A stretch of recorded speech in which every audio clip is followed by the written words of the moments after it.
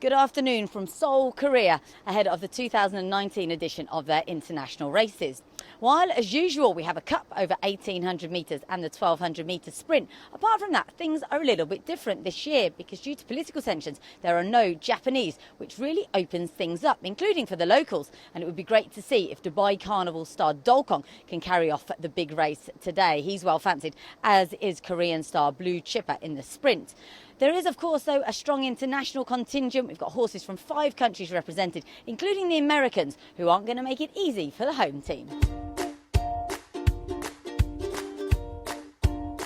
A crowd of just over 40,000 converged on Let's Run Park for a 10-race card, which thankfully went unhindered by Typhoon Lingling, which caused plenty of damage in the north. At Seoul, overcast and humid conditions led to several of the runners sweating up before the sprint, although few fared as badly as Paul Darcy's British raider past the Vino, who ripped off part of his shoe in the preliminaries.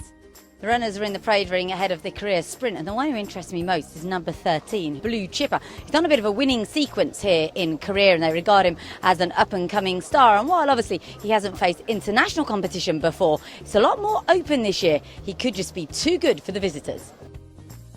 The Americans included the James Chapman-trained Heartwood, plus well-travelled South American bred mare Holy Legal, and Peter Walder's Fast Pass, while an avalanche of Hong Kong money on course made Me Too's Ugly Warrior the favourite.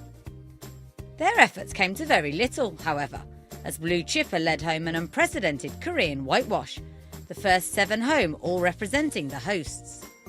He did have to battle though, needing much of the straight to overcome Dear Socks, eventually prevailing by a length and a quarter. Blue Chipper has ground Gowan Champ down, and Blue Chipper is going on to win the career sprint. Blue Chipper wins it. It was a landmark first win for the locals at their home event, but would the internationals be able to gain revenge in the Cup?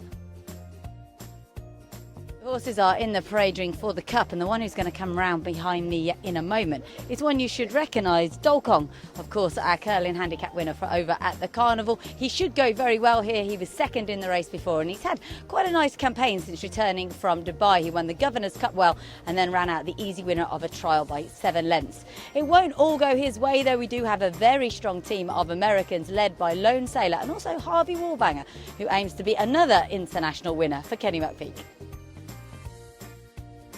Add in Jane Chapel-Hyam's Ambassadorial and Hong Kong's Glorious Artist, and home favourite Dolkong had some tough opposition. In the event, Dolkong was disappointing, the slow pace in the midsection of the race not helping him, while Lone Sailor also failed to fire, finishing 10th. That left things open for an emerging Korean star, and Moonhak Chief might well be just that. The US-bred son of Pioneer of the Nile powering to a 2.5-length success over Cheongdang Doki for trainer Kim Soon-kyun and jockey Moon Si-young.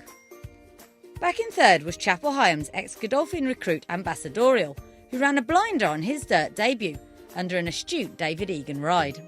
It is Moonhak Chief from Cheongdam Doki, Ambassadorial and Glorious Artist, but it's Moonhak Chief to win the Korea Cup. A Korean clean sweep of the big races certainly went down well with the crowd. But what does it mean for racing in this emerging nation? We've been waiting for about 3 years, and finally we did it, so we are very much excited, and we are very much happy.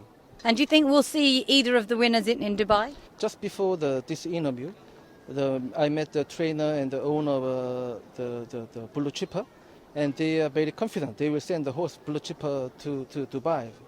And I think the Moonhak Chief and the Dolkong, 2 of them, most probably they will go to Dubai. Oh, that's yeah. Excellent news. And next year, do you plan to change anything? And do you think we'll see Japan back in 2020? We strongly believe, because this year we have some hectic problems in June and in July and August.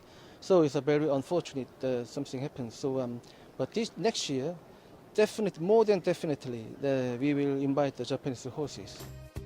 So, the 4th career international races signalled a big step forward for this dynamic and ambitious racing jurisdiction.